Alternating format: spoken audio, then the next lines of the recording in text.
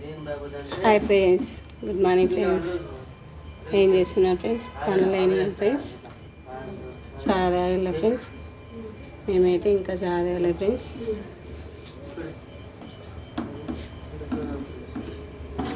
పొట్టి చిన్న పొట్టి మా కొడుకైతే స్కూల్కి అయితే రెడీ అవుతున్నాడు ఫ్రెండ్స్. రాజేష్ హాయ్ చెప్పు. పొట్టి పొట్టి హాయ్ హాయ్ ఫ్రెండ్స్. వాళ్ళైతే కొడుకైతే స్కూల్కి వెళ్తున్నాడు ఫ్రెండ్స్. ఆయనైతే పనులకు వెళ్తున్నాడు.